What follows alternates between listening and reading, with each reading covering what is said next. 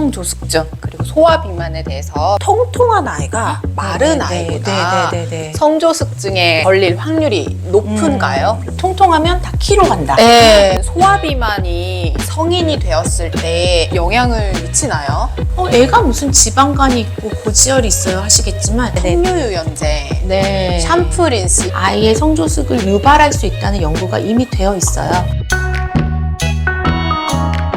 네, 안녕하세요. 이민주 육아상담소 이민주입니다. 지난 시간에 우리가 키 성장에 대해서 또 이야기 나눴잖아요. 이번 시간에는 성조숙증 그리고 소화비만에 대해서 박성원 원장님 모시고 깊이 있는 대화 한번 나눠보도록 하겠습니다. 그러면 구독자분들께 소개 한번 부탁드리겠습니다. 네, 안녕하세요. 저는 소아내분비 세부 전문의 삼성 쑥쑥성장 클리닉 원장 박성원입니다. 이번 주도 마찬가지로 제가 중간중간에 OX 퀴즈로 그래서 여기 지금 들고 계신데 카더라 정보를 정확히 좀 잡아줄 수 있는 시간이면 좋을 것 같습니다. 성조숙증이란 게 정확히 어떤 상태를 말하는 건지를 한번 설명을 해주시면 좋을 것 같습니다. 성조숙증이라는 거는 여자아이들은 만 8세 전에 가슴 발달, 남자아이들은 만 9세 전에 고환의 크기가 4cc 이상 발달하기 시작할 때 성조숙증을 의심하게 되고요. 여자아이들이 만 9세 전에 그리고 남자아이들은 만 10살 전에 호르몬 자극 검사를 해서 황체 호르몬 수치가 5 이상 나오면 중추성 성조숙증 이게 이렇게 딱 진단을 수치로 하죠. 나오네요. 여자아이들은 비교적 이제 가슴 발달이 생기면 어머니들이 티가 나니까 시키시고 티가 나는데 남자아이들은 고환이 커지는 게 잘 안 보일 수 그럴 있어요. 것 같아요. 그래서 보통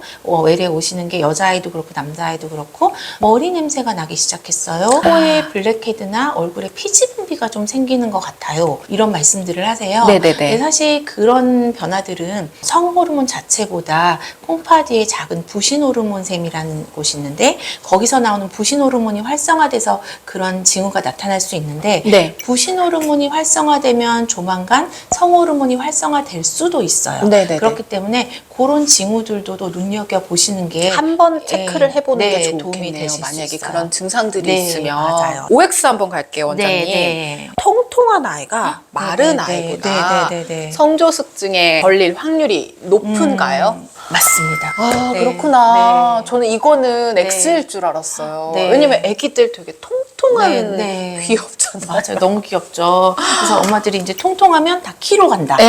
맞아요. 옛말에 그런 말 많았어요. 근데 그거는 슬프게도 X고요.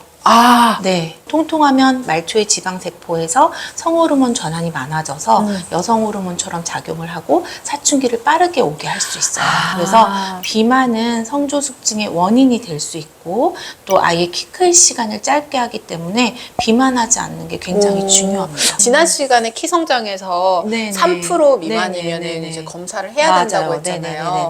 혹시 그럼 몸무게도 그런 기준이 있나요? 영유아 검진을 하실 때 키 대비 체중을 계산해서 체질량 지수 95% 이상일 때 비만이라고 하지만 최근 비만학회에서는 체질량 지수 85% 이상일 때는 비만을 주의해라라고 권고를 하고 있어요. 그래서 영유아 검진을 하셨을 때 체질량 지수가 85% 이상이면 한번 체크해 보시는 걸 권합니다. 그럼 키가 100명 중에 1, 2등일 때? 그럴 때도 그러면은 한번 검사를 해보는 게 좋나요? 그래서 사실 아이마다 다를 수 있어요. 아이가 키가 크고 체격이 큰 게 그냥 이 아이는 유전적으로 큰 아이일 수도 있어요. 병원에 찾아오시는 분들 중에 아이가 너무 커서 성조숙증이 걱정돼요 라고 오시는데 이런 경우에 양쪽 부모님도 다 크시고 아이가 크게 자라는 경우도 있거든요.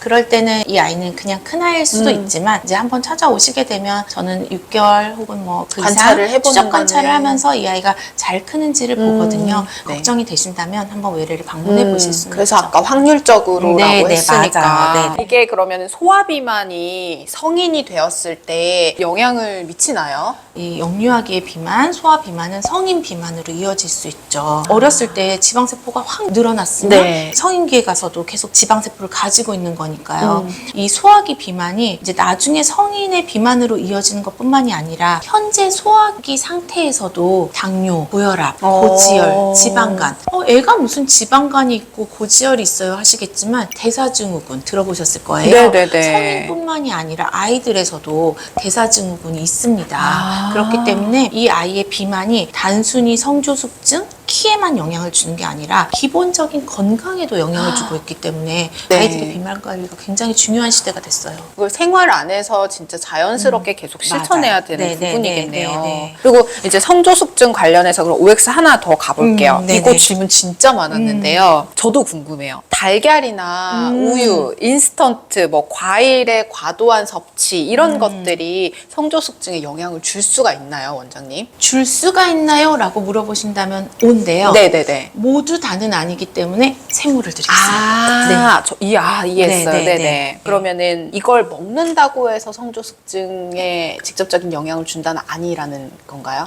어떤 음식을 네. 어떤 방식으로 먹느냐가 중요할 것 같아요. 사실은 이제 인스턴트 음식이나 이런 네. 가공식품에는 합성 첨가물, 네. 방부제, 그리고 내분비 교란 물질들이 들어 있을 수 있어요. 그래서 흔하게 이제 그러면 라면도 먹지 말아야 되고 햄도 먹지 말아야 되고 이렇게 생각을 하시는데 아이들이 라면을 안 먹는 건 사실 불가능한데 이 라면을 먹을 때 한번 면을 삶아서 데쳐서 먹고 스프의 양을 좀 조절을 하고 그런 방법들이 조금이라도 이런 내분비 교란 물질들로부터 분리할 수 있는 좋은 방법이 될 수 있고요. 과일의 경우에도 네. 과일 자체는 굉장히 건강한 식품이지만 이제 과일에서 보존제 처리를 한다고 해요. 그래서 그런 보존제들이 남았을 때 이제 환경 호르몬처럼 작용을 해서 우리 아이들의 성장을 방해할 수 있는 거거든요. 껍질째 먹는 과일 같은 경우에는 굉장히 세척을 좀 잘 신경 해서. 쓰셔서 하시는 게 좋겠고 되도록이면 좀 껍질을 벗겨서 먹는다든지 이런 방법을 조금 달리하시고 우유 같은 경우에는 그거 진짜 많았어요. 네. 두유, 콩, 네. 우유 이런 네. 거. 그래서 우유 자체가 성조숙증을 유발한다라는 증거는 없어요. 이거는 네. 없는 게 확실한데 우유를 과도하게 먹었을 때 네. 우유도 칼로리가 높으니까 그 자체가 비만을 유발할 수 있어요. 그래서 물 대신 우유를 먹고 이런 거는 권하지 않고요. 우유 자체가 이제 무기질이나 칼슘의 섭취를 쉽게 해줄 수 있기 때문에 일반적으로 권고량은 600에서 700cc 정도? 하루에? 네, 하루에 2-3잔 정도는 괜찮아요. 그리고 콩 네, 물어보셨는데 콩 진짜 많이 물어봤어요.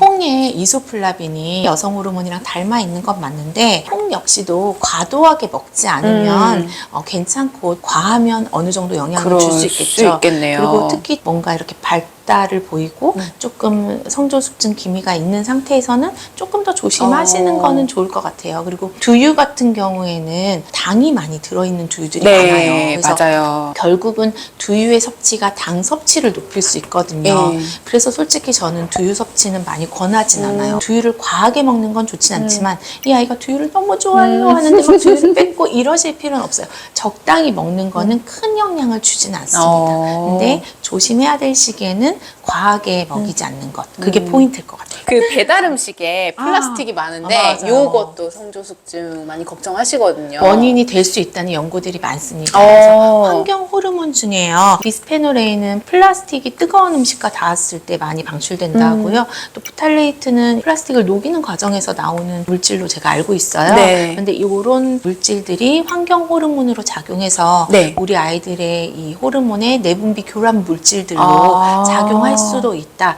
이렇게 되어 있어서 플라스틱 용기에 뜨거운 음식을 담아낸다든지 하는 일이 없으신 게 좋고 또 전자레인지에 뭔가 음식을 데울 때도 전자레인지 용기를 네. 쓰시는 게 좋겠죠. 세부적으로 물어보는 건데요. 네네. 한 가지만 더 물어볼게요. 네네네. 섬유유연제, 네. 샴푸, 린스 이것도 네. 진짜 많이 걱정하셨거든요. 네, 네, 네. 특정 향, 특히 라벤더 향, 최근 연구에는 머스크 향 이런 네. 향들이 아이의 성조숙을 유발할 수 있다는 연구가 이미 되어 있어요. 그래서 특정 향에 노출되지 않게 하는 게 중요하고 저는 방향제나 향이 나는 물건은 쓰지 마세요라고 말을 하고요. 샴푸, 로션 중에는 이제 성인분들이 쓰시는 거에는 호르몬 유도체들이 들어가 있을 수 있단 말이에요. 그래서 어린이용 샴푸, 로션 쓰는 거 중요해요. 그러면 성조숙증도 이렇게 몇 세부터 검사를 받을 수 있다라는 그 최소 연령이라고 해야 되나? 네, 있어요? 네. 여자아이들은 가슴 발달이 있다든지 남자아이들은 고환이 커진다든지 머리 냄새라든지 피지 분비 징후가 있을 때 오시면 되는데 궁금하기는 한데 언제 가야 될지 모르겠다라고 하면 아이가 잘 크고 있다면 학교 입학하기 전 혹은 직후에 한 번쯤 진료를 보시면 어떨까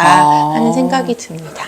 네. 이거 너무 도움되는 꿀팁인 네, 것 같아요. 네. 초등학교 딱 기준으로. 네. 요즘 특히 더 이 성조숙증에 대한 이야기들이 많잖아요. 네. 근데 이게 더 많이 노출되는 이유가 있나요? 아무래도 이제 생활 환경이 많이 바뀌었죠. 우리가 영양이 과해지면서 오히려. 예, 비만한 아이들이 늘었고 네. 그다음에 생활 습관 패턴이 많이 바뀌었어요. 코로나 이후로 아이들이 외부 활동도 많이 덜하게 됐고요. 네. 학습량이 많아지면서 신체 활동이 줄면서 운동량이 줄니까 정상적인 생활 패턴이 많이 무너지고 그다음에 수면이 줄어드니까 호르몬 밸런스가 안 맞는 경우가 생기고 또 핸드폰, SNS 이런 거에 노출에 의해서 좀 사회화가 빨라졌어요. 네. 그러다 보니까 전체적인 사춘기도 예전보다 1년, 2년 좀 빨라지긴 했어요. 근데 이제 사회가 바뀌면서 자연스럽게 변화하는 과정일 수도 있는데 우리 아이가 그 사회 변화 속에서 너무 빨라진다면 생활 패턴을 조금 바꿔준다든지 필요하다면 또 치료를 해준다든지 이래야 될 수도 있거든요. 성조숙증 예방할 수 있는 방법도 있을까요? 성조숙증의 예방은요, 우리가 성장의 사원칙이랑도 일맥상통하는 네. 것 같아요. 골고루 잘 먹되 영양이 과해서 비만하지 않도록 너무 하고. 비만하지 않도록 네.